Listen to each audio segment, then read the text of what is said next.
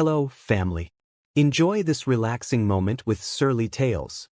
Remember to hit the like button, subscribe, and share your thoughts in the comments. It means the world to us. Also, share this video with your friends and loved ones, and turn on post notifications so you don't miss future videos from us. Thank you as you do so. Sit back and relax as we dive into the story. Ibrahim Ibn Salako, one of the most influential billionaires in West Africa, had built his empire from the ground up. Born in the bustling coastal city of Gom City, an urban center teeming with colorful markets, high-rise buildings of sleek modern architecture, and the echoes of a deep cultural heritage, he had risen from a humble background to become the face of Africom Group, a conglomerate spanning real estate, telecommunications, and agriculture. Everyone in Gom City knew his name, from schoolchildren in the slums to foreign investors stepping off jets at Adesewa International Airport. Despite his success, those who worked in IB's inner circle knew that he carried an air of solemnity around him, as though each triumph in business brought with it a new, hidden burden. He had a tendency to appear at philanthropic events with a forced smile, or sign multi-billion naira deals with a look of distance in his eyes. The rumor mill churned endlessly, with staff and society elites alike whispering about what might be weighing him down. Some said it was the loss of his parents at a young age. Others claimed it was the betrayal of a close friend who once stole secrets from him. However, through his veneer of stoicism, one person always saw glimpses of his humanity: Adesewa, his housemaid. She was a petite, soft-spoken woman in her late 20s. Her large, curious eyes seemed to see right through IB, cutting past his carefully curated image to the core of his being. Adesewa hailed from a small village in the southwestern region of the country, where her family struggled to make ends meet on the meager income from a single patch of farmland. Despite the financial hardship, she had grown up surrounded by the warmth of a close-knit family, schooled in values of humility, honesty, and kindness. Years ago, she left the village to find work in Gom City. She spent a short stint as a cleaner in an office building, then as a shop assistant in a boutique that catered to middle-class women. Through some good fortune and a recommendation from her former boss, she secured a job as a housemaid in the palatial mansion of Ibrahim Salako, a mansion perched on the edge of the city's high-end district, known locally as the Hills. This mansion, while opulent, retained an understated elegance. High ceilings, expansive windows, and imported marble floors coexisted with colorful African art, locally made woven rugs, and intricately carved wooden sculptures depicting cultural heroes from various regions of West Africa.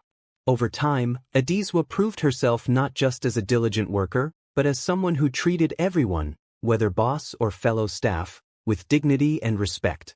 Despite being paid more than she ever imagined, she remained the humble village girl who would greet the driver with the same courtesy she gave to her employer.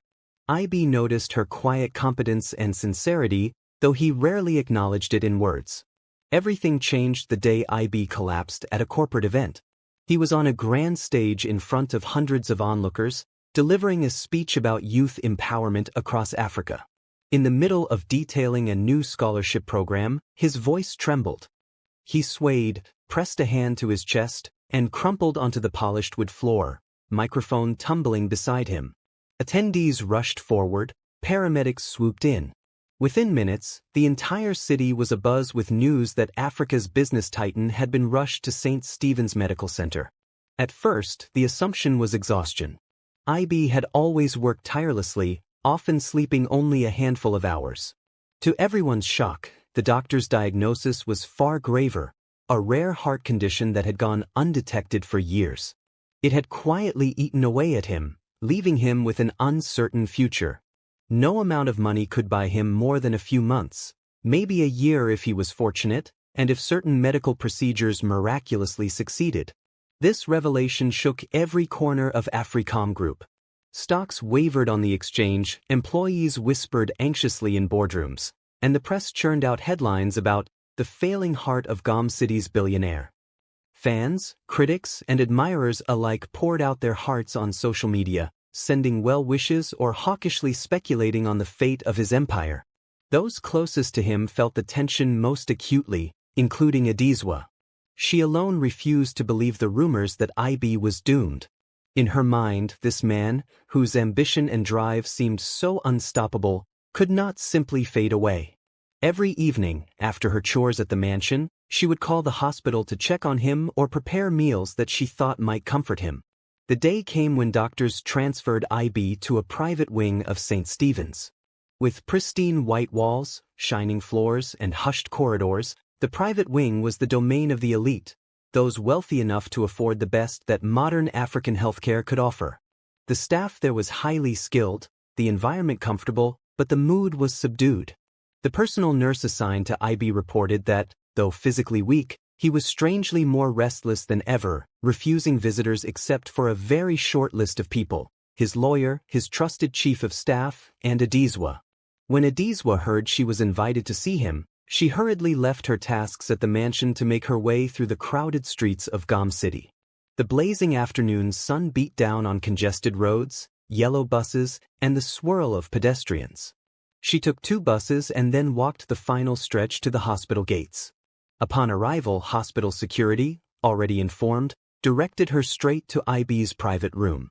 She had expected to see him lying in bed, pale and withdrawn, so it was a surprise to see him sitting upright, breathing heavily, eyes fixed on the door as though waiting for her. She was even more stunned to see the transformation in his demeanor. In the comfort of his hospital suite, his hair slightly disheveled, he appeared less the formidable tycoon and more like a vulnerable, desperate man. There was no entourage, no lavish display of wealth, just the beep of the heart monitor and the hum of the air conditioning. As Adesewa stepped gingerly inside, she saw his eyes light up with a glimmer of hope, as though her very presence breathed life into him.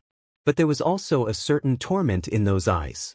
"Thank you for coming," he said, his voice quivering under the weight of 1,000 unsaid words. Adesewa bowed her head lightly. "I'm glad to see you're awake, sir. I've been so worried about you."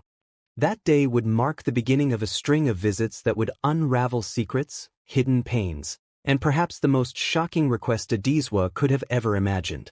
The wheels of fate had started turning, and each turn would bring them both closer to an incredible revelation that would shake the entire city to its core. Days turned into weeks, and IB's condition remained precarious.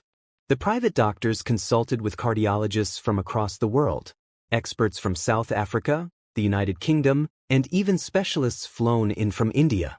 Each arrived with a sliver of hope and a flurry of recommendations, yet all seemed to converge on the reality that his heart condition was terminal unless a near-miraculous transplant or procedure became available. Such a match, the doctors said, was almost impossible given the rarity of his condition. Amid the gloom, Adesewa continued her daily visits, often bringing homemade food: jollof rice fragranced with tomato stew, soft pounded yam and egusi soup, or fresh fruit juice sweetened with a hint of honey. Sometimes, she shared stories from back in her village, memories of climbing mango trees or dancing under the moonlight during harvest festivals. IB often closed his eyes as she spoke, letting her gentle voice fill the sterile hospital room with warmth. It was as though he clung to every moment of normalcy she offered, every slice of life that had nothing to do with injections, for drips, or press releases about his health. Despite his physical weakness, IB was always mentally alert, taking calls from his chief of staff to keep the empire running. Yet, to Adesewa, he seemed oddly detached from his empire. She noticed that each business call ended quicker than the last, as though his once-burning drive for financial supremacy was dissipating in the face of mortality. Instead, he focused on simpler things: how she had adjusted to living in Gom City, whether she felt safe at the mansion, or if she had enough funds for any personal projects. It was a startling pivot from the aloof billionaire she had served for years. During one particularly quiet afternoon, IB told her, "If I didn't have all of this money, power, responsibilities, maybe I'd have had a simpler life. Maybe I would have married early, had children, and grown old in peace." Adesewa, sitting at his bedside, lowered her eyes respectfully. "You've done so much good, sir. Your foundation has built schools in rural areas, hospitals in underprivileged communities. You've helped countless people." He let out a heavy sigh. "Yes, I've been philanthropic. But at the end of the day, it's all overshadowed by the hole in my own life." Those words lingered in the air like a prophecy. She tried to brush away the feeling of dread that crept into her mind, not fully understanding what he was hinting at, but sensing it was something deeply personal. Meanwhile, gossip in Gom City was relentless. Media outlets speculated about IB's last will and testament. Some rumored that he planned to leave his entire estate to a mysterious individual. Could it be a secret child or an illegitimate heir? Others claimed he was so tormented by regrets that he would donate everything to charity, leaving his siblings and extended relatives with nothing. With each passing day, speculation grew bolder, especially after it was revealed that Adesewa was one of the few people he permitted to see him. Some staff members, jealous or suspicious, spun stories that Adesewa was seducing him for wealth. Others, who had witnessed her unwavering loyalty, defended her with the simple truth that she treated everyone with kindness. Why wouldn't she show empathy to a dying man? At the same time, Adesewa's family back in the village heard rumors through the grapevine. Her mother, worried and ailing herself, sent word through distant cousins, urging her daughter to be careful around such a powerful man. Adesewa, of course, tried to reassure everyone that her intentions were pure. She was not looking for money or a quick path to affluence. She only wanted to do her best for someone who had shown her an unexpected kind of respect. Soon, however, it became clear that IB was wrestling with a monumental decision. He started asking Adesewa hypothetical questions about loyalty, sacrifice, and moral dilemmas. If you knew you could save someone's life by doing something you normally wouldn't do, would you? He asked one morning, his eyes locked on hers. I guess it would depend on what I have to do, she replied simply, her heart thudding in her chest without understanding why. He nodded, expression grave. Yes, I see. Sometimes, though, life forces us into corners. One late afternoon, as the sun's golden rays filtered through the blinds of his private suite, IB asked everyone, including his personal nurse, to leave the room.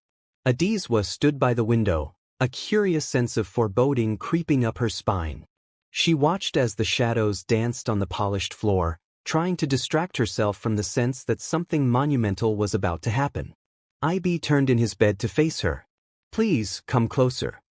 She obeyed, stepping softly to his bedside. His usual composure was absent. Instead, a shaky vulnerability took its place. She noticed the fine lines on his forehead, the quiver in his lips, and the slight trembling of his hands. I need to ask you for something, he began, swallowing hard. It's not easy for me to say, but I'm a dying man, Adesewa. The doctors have all but said so. Tears pricked at her eyes. Sir, don't say that. I believe you'll pull through. There must be. There is no other option left, he interrupted, his voice a quiet but firm hush. I've tried everything. But there is one possibility left, a personal, deeply personal request. She saw the turmoil in his gaze and felt her own heart race. Her mouth went dry, sensing this was not just about some final will or a request to run an errand. The tension in the air was palpable, thick enough to press down on her. She dared not speak. She merely waited, dread swirling with pity inside her chest. Before I say another word, he continued, I want you to know that you're free to refuse. I won't force you into anything. Adesewa nodded, the corners of her eyes already damp with tears she was too stunned to wipe. IB slowly swung his legs over the bed, as though gathering all his remaining energy. With a slight groan, he slid off and lowered himself, astonishingly, onto his knees. Even before he spoke, Adesewa's hand flew to her mouth in shock, not understanding why he would kneel before her, a man of his stature and wealth. Adesewa, his voice was a whisper, the words trembling on his tongue. Will you please have sex with me? In that moment, it felt like the entire atmosphere cracked. The beep of the heart monitor seemed to echo like a thunderclap. Adesewa's eyes went wide, stunned beyond measure. She could hardly believe her ears, yet there he was, on his knees, frail hands clasped, looking up at her with an expression that was equal parts desperation and something resembling hope. The seconds stretched on, silent except for the faint hum of the overhead fluorescent light. Neither of them moved. Adesewa's heart hammered against her ribcage, tears threatening to spill. She struggled to find her voice, to understand the rationale behind such a shocking request. I don't understand, she finally managed to stammer. IB looked away, face overcome with guilt and vulnerability. There are reasons, Adesewa, he whispered. Reasons I cannot yet explain. Adesewa's thoughts swirled in a maelstrom as she stood in that hospital suite, pinned in place by the sheer gravity of IB's plea. Never in her wildest imagination had she expected this man, her boss, a billionaire, someone so respected in business circles, to kneel before her. Even less could she have foreseen such a request, to have sex with him. The shock was overwhelming. She felt her cheeks grow hot, her throat constrict, and a wave of conflicting emotions rushed through her: disbelief, fear, confusion, and an odd flicker of compassion for his desperation. IB, still on his knees, seemed to sense her turmoil. Slowly, he rose to his feet, painfully aware that his heart was weak and his balance precarious. He gestured for her to sit down, but Adesewa remained standing, trembling slightly. In her eyes, he caught a glint of alarm and sadness. She was torn, obviously. And though he knew how scandalous his request sounded, how morally fraught it was, he also knew he had run out of time and options. Let me explain, IB began softly, returning to the bed so he could steady himself. The climb onto the mattress was laborious, a reminder of how frail he had become. I'm not trying to disrespect you, or proposition you like some commodity. There is a medical reason. My doctors, they've discovered something. Adesewa drew closer, arms wrapped around herself protectively. A medical reason? What do you mean? He paused, gathering his thoughts. My condition is unique. My heart is failing, but there is a radical experimental treatment. It's unproven, not guaranteed, and it hasn't passed every regulatory hurdle. But there's a local doctor who believes that if I can father a child, the genetic compatibility with the umbilical cord blood might provide stem cells that could help repair my heart tissue. Silence descended. Adesewa's eyes went wide.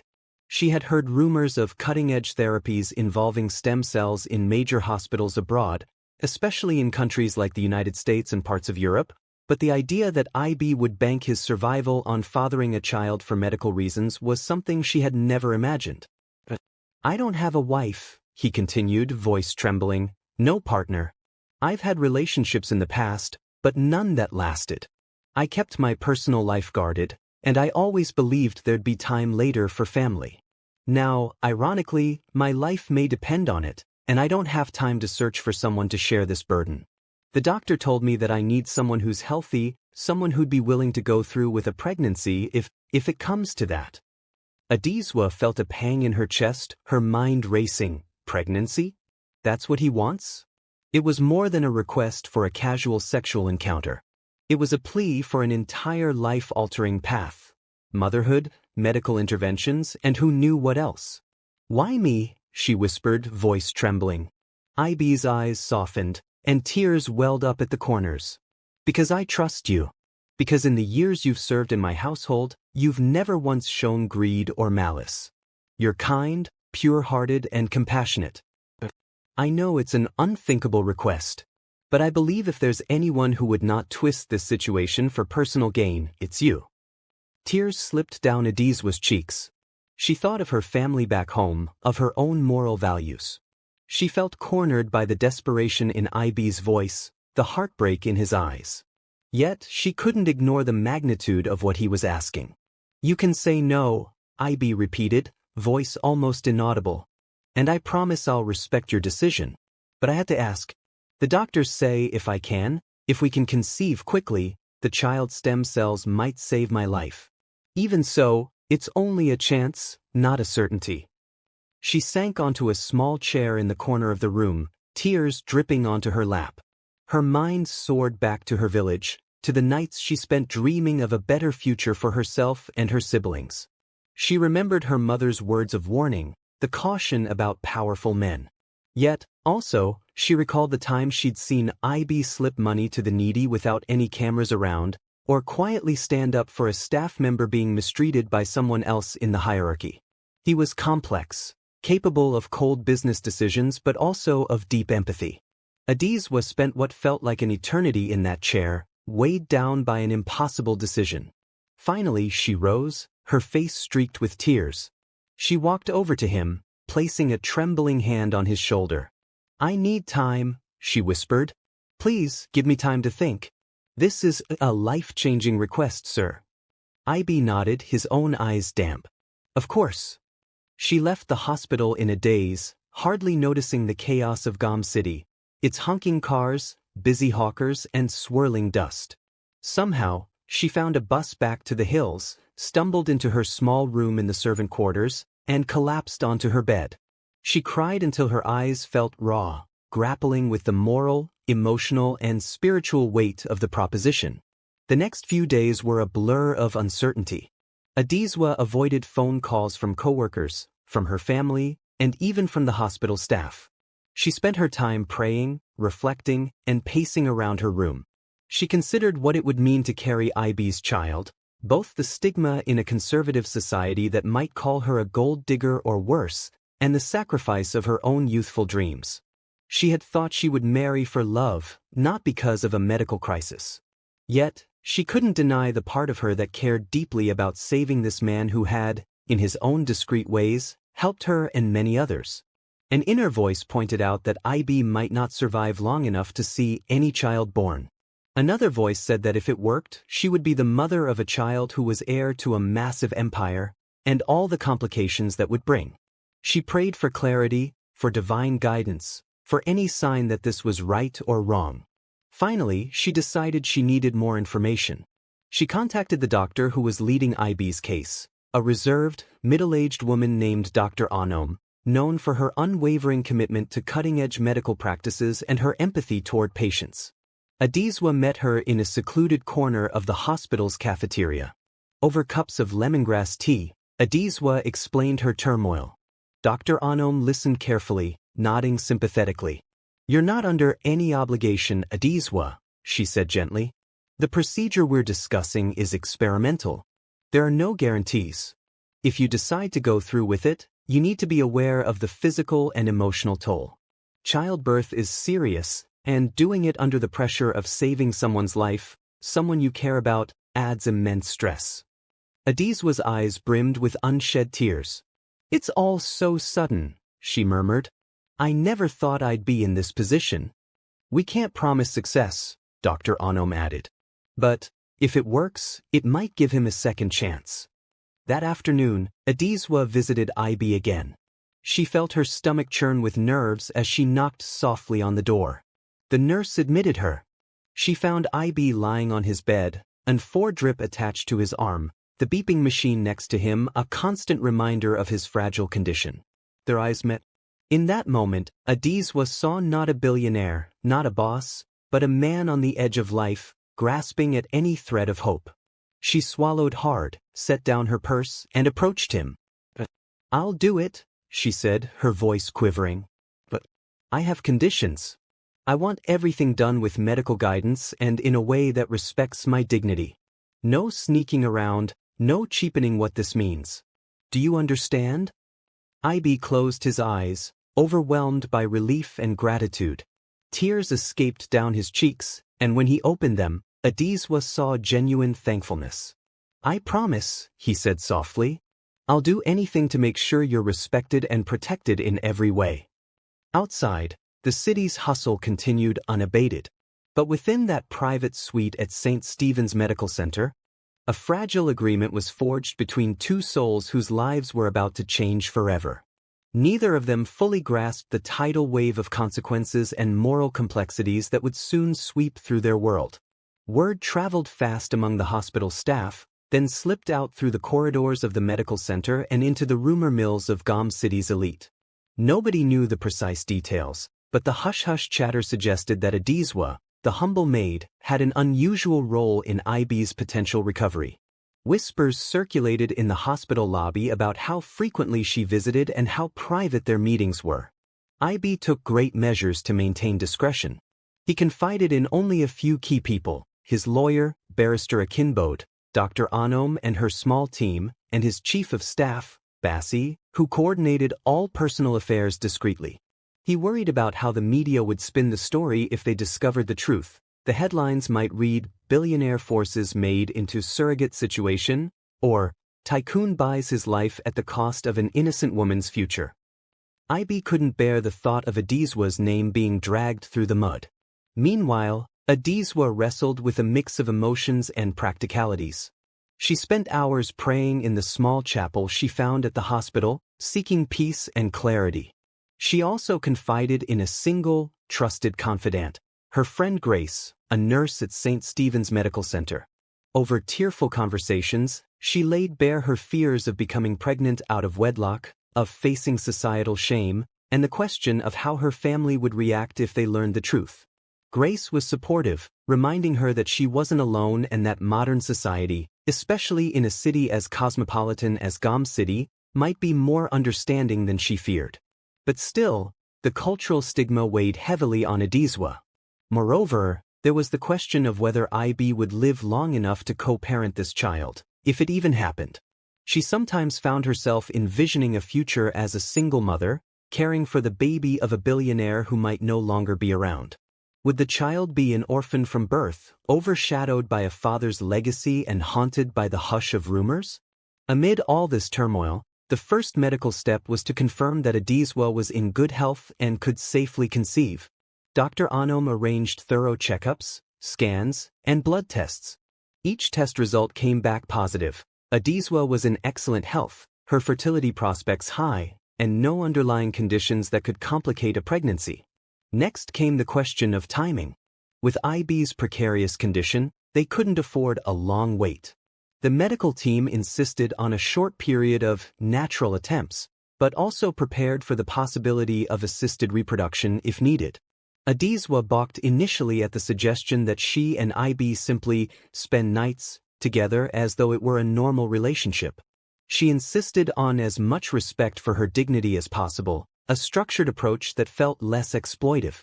Despite the complicated nature of their arrangement, a subtle bond began to form between Ibe and Adesewa, an empathy that went beyond the sterile frame of medical necessity. Late at night, in his hospital suite, they spoke in hushed tones about their pasts. He learned about her struggles growing up with little food on the table, but with an abundance of family love. She learned about his days as a penniless entrepreneur, sleeping in a cramped one-room apartment and subsisting on bread and beans.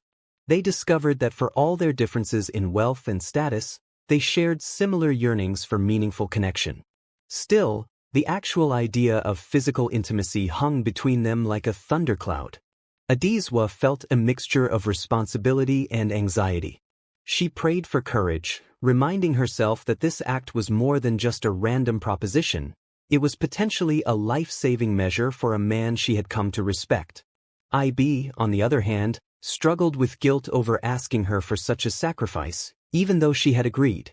He tried to assure her that she would be well cared for, financially, emotionally, medically, but he knew deep down that money could never fully balance the scales. When the day arrived for their first attempt, Dr. Anom arranged for a private, comfortable setting, not the cold sterility of a hospital exam room, but a discreet, upscale hotel suite close to the hospital, just in case of any emergency. Adesewa arrived first, accompanied by Grace, who offered moral support before leaving her at the door with an encouraging smile and a gentle hug. Adesewa wore a simple, modest dress of local Ankara print. Nothing flashy, just a reflection of her normal style. Her hands trembled as she hovered by the window, watching the city lights come to life against the evening sky. Ibe arrived soon after, assisted by his driver. He was pale, the weight of his condition evident in the careful way he walked. Yet, he mustered a small smile when he saw her, a silent reassurance that he too felt the awkwardness and gravity of the moment. "I'm sorry," he said quietly after the driver left and they were alone. "I never wanted our first him to be under such circumstances." Adesewa looked down, fighting back tears. "I know," she whispered. "None of this feels normal." They took a moment just to breathe in the atmosphere, the hum of the air conditioner, and the muffled city noise from beyond the closed windows. Then, hesitantly, they began to talk, about anything and everything except the task at hand. They spoke of the new bridging project Ibe had donated to in the northern region, the fresh produce Adesewa had seen at the market, the comedic meltdown in the local football league. Slowly, they inched closer, as though time itself might soften the intense emotional burden. When they did finally share a tentative kiss, it was gentle, almost apologetic. There were no fireworks, no grand passion, only the underlying mission that brought them to this point. Adesewa tried to summon warmth, to see the humanity in him. For his part, Ibe tried to ignore his aching chest and the knowledge that at any moment, his heart could betray him. The next morning, they parted in silence, each carrying a tumult of thoughts. The week that followed was a blur of anxiety, waiting to see if Adesewa would conceive. There were repeated visits to the hospital for blood tests, each day passing with hopes that soared and then crashed. The tension was palpable, not just for them but for everyone who was even tangentially aware of the situation. During that time, the staff at the mansion noticed a shift in Adesewa. She seemed withdrawn, often lost in thought. She avoided the other servants' gossip, gliding through her duties with mechanical efficiency. Meanwhile, Ibe's face graced the news again, with headlines focusing on his uncertain health. Journalists clamored for statements, some speculating that he was nearing death, others concocting stories of secret marriages and hidden love affairs. And then, after what felt like the longest wait of Adesewa's life, the doctor called her in. She clutched her handbag, heart pounding, as she made her way to the consultation room. Ibe was already there, eyes bloodshot from lack of sleep. Dr. Onom gestured for them both to sit, took a measured breath, and delivered the news. "It appears the first attempt was unsuccessful," she said gently, clasping her hands. "Adesewa is not pregnant." A silence so thick it seemed solid fell over the room. Adesewa's eyes stung with tears. Ibe buried his face in his hands, exhaling a long, ragged breath. Another path, another day, another step deeper into a moral and emotional labyrinth awaited them both. In the wake of the unsuccessful attempt, the emotional strain only intensified. Ibe grew quieter, more withdrawn. Whenever Adesewa visited him in the hospital, she noticed the dark shadows under his eyes and the way his gaze lingered on the horizon through the window, as though searching for answers in the hazy outline of Gom City's skyline. His physical condition also deteriorated faster than the doctors had anticipated. The slightest exertion left him breathless. His hospital bed became a near-permanent resting place, and the machines monitoring his vitals beeped with an urgent frequency. Yet, if there was any sliver of hope, the doctors insisted on trying again. For them, time was of the essence. If Adesewa could conceive quickly, there was a chance, however small, that the baby's stem cells could be harvested in time to help Ibe. They scheduled an IVF procedure to ensure higher chances of pregnancy, taking into account Ibe's weakening health. While some might assume a billionaire could simply buy top-of-the-line medical solutions, the reality was more complex. The experimental therapy required specific conditions that even global medical experts couldn't guarantee. Travel to foreign hospitals was risky because of Ibe's fragile state. Flying him out could trigger a heart failure mid-flight. So, everything hinged on the possibility of conceiving under local conditions and forging ahead with Dr. Onom's radical approach. Adesewa found herself in the throes of a spiritual and psychological storm. Church services no longer soothed her as they once did. Each sermon on morality or faith seemed to resonate too deeply, bringing guilt and confusion. Friends' invitations to social gatherings were politely declined. She had neither the energy nor the mental space for small talk about music, fashion, or city gossip. When she was not at the hospital, she locked herself in her small bedroom at the mansion, reading her Bible, crying, or simply staring at the ceiling. She also couldn't escape the curious glances from the other household staff. Whispers circulated that she was having an affair with Ibe or that she was carrying his child. Some envied her presumed luck, while others sneered at what they deemed her ambitious seduction.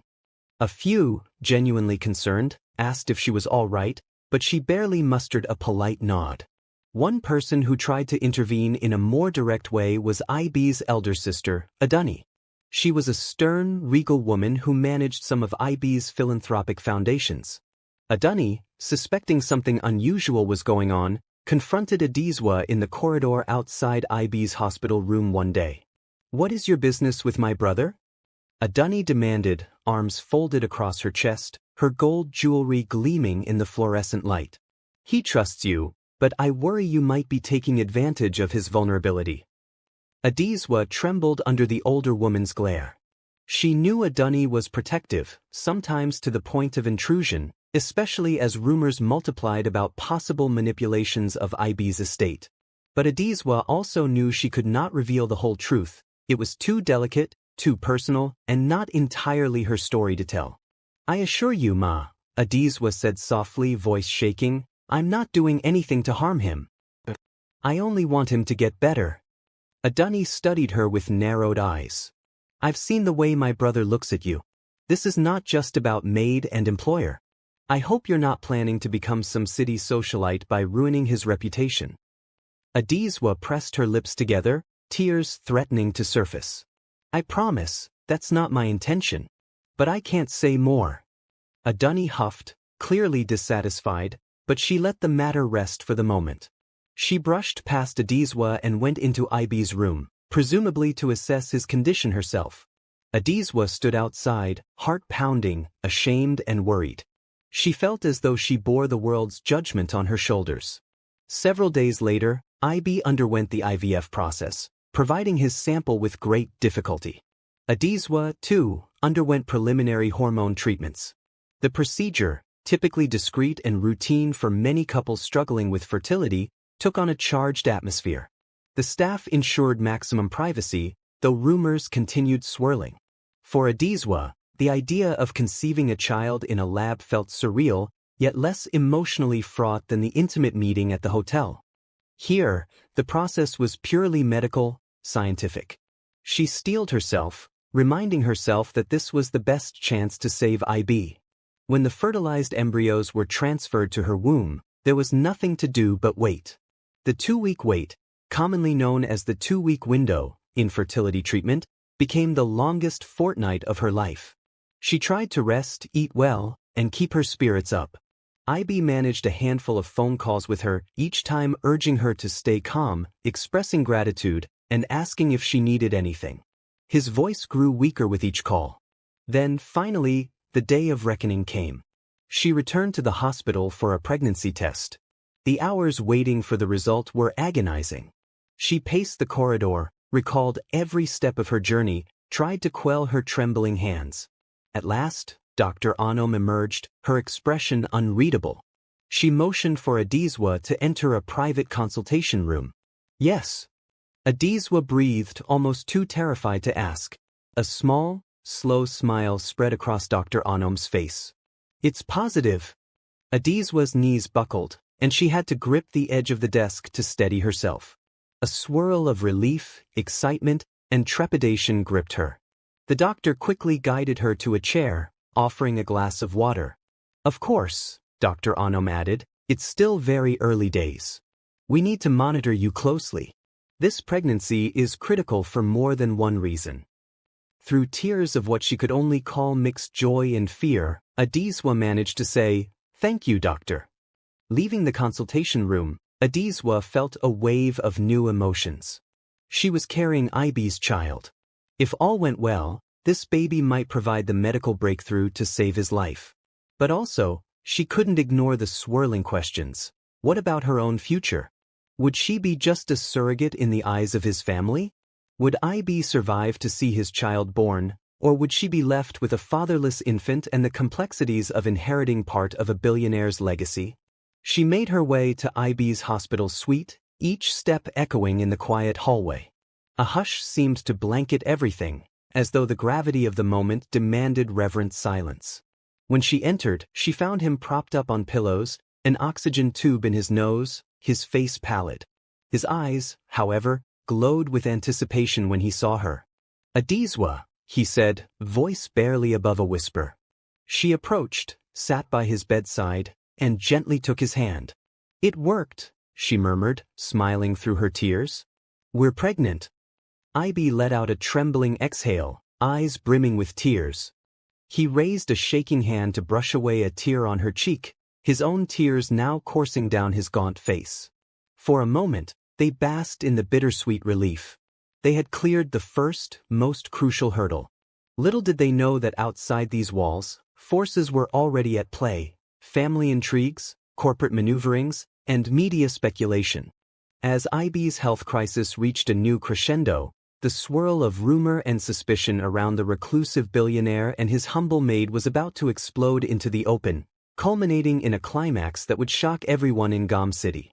Adesewa's pregnancy quickly became a hot topic of speculation among the upper echelons of Gom City, though most people didn't yet know the child's paternity. The rumor mill churned unrestrained. Some said she was carrying a staff member's baby, others insisted she had a secret lover. A few outspoken household staff members dropped hints that the master and his maid were involved, but nothing was confirmed. Meanwhile, at St. Stephen's Medical Center, preparations for the experimental therapy went into high gear. Dr. Anom consulted with international specialists, coordinating the protocols that would involve harvesting cells from the umbilical cord and placenta at the time of birth, if IB survived that long. Even that timeline was precarious. As the weeks wore on, his heart condition worsened. Each day was a tightrope walk between life and death. To everyone's astonishment, IB summoned enough strength to make a final public appearance, an annual charitable fundraiser for underprivileged youth at the prestigious Westwood Hotel. The tabloids captured pictures of him looking frail, leaning on the arm of his sister, Adamma, who had softened somewhat upon learning of his dire condition. Yet, behind the scenes, she had begun to suspect that her brother's arrangement with Adesewa was more than just a rumor.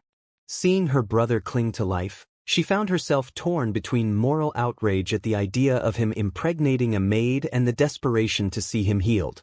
With the fundraiser in full swing, the city's elite gathered in glittering attires, sipping champagne and swaying to Afrobeats performed by top musicians.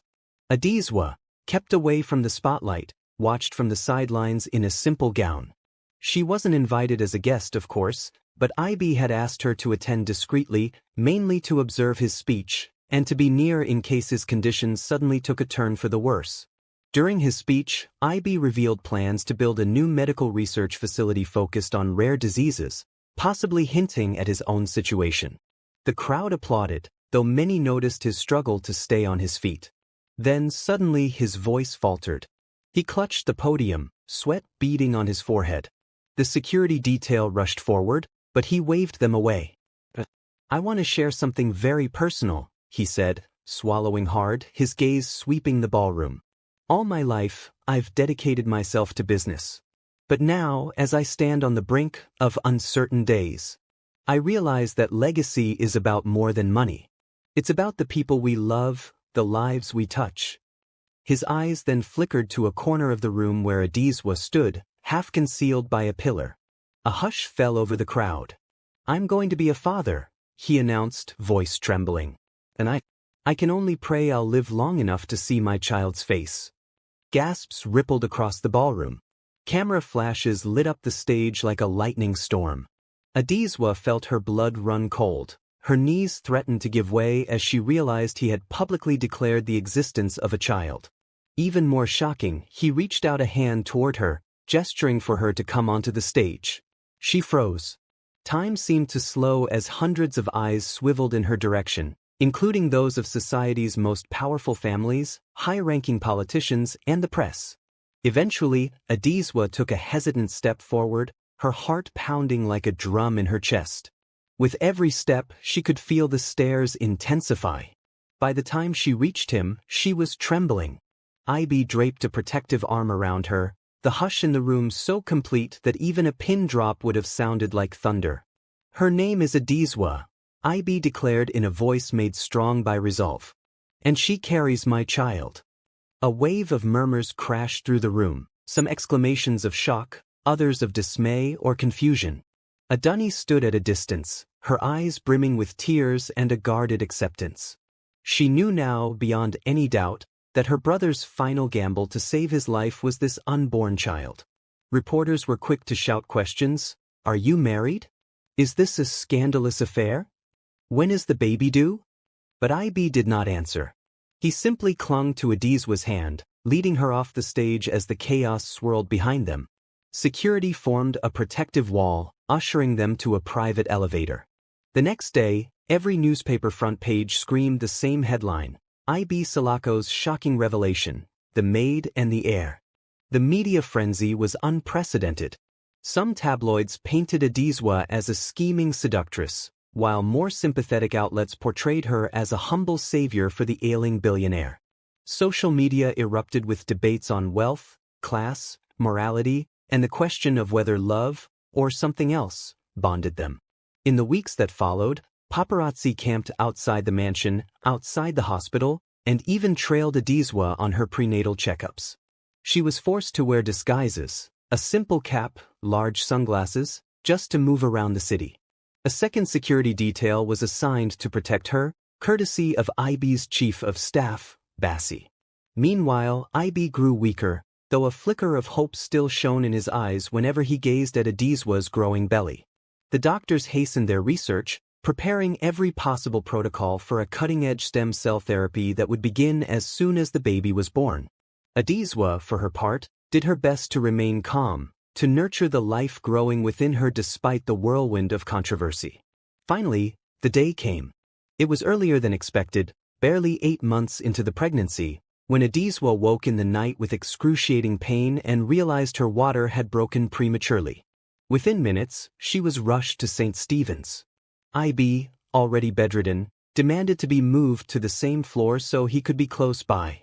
The doctors tried to dissuade him, but he was adamant. A frantic night ensued, filled with shouts of doctors, nurses, and the beeping of monitors. After hours of intense labor, Adesewa gave birth to a baby girl, a tiny, fragile thing whose cries pierced the sterile confines of the delivery room.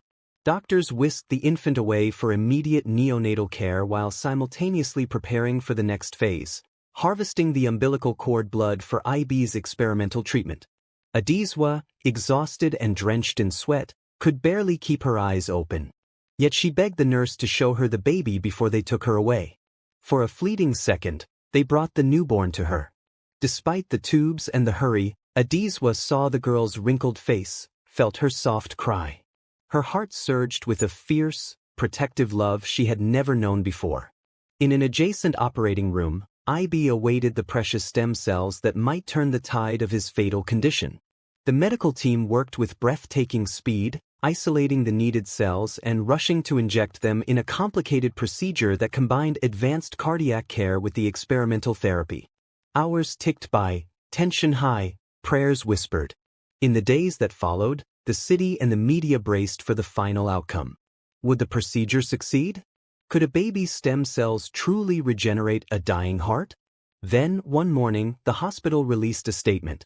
The procedure had shown promising signs of success. IB was stabilized, and for the first time in months, his vitals were improving. Doctors tempered their optimism, noting that a long recovery lay ahead, but the immediate danger had passed. And that was not the end of the shock. A few days after the procedure, Adesewa, still recuperating, was wheeled into IB's private suite, cradling their daughter.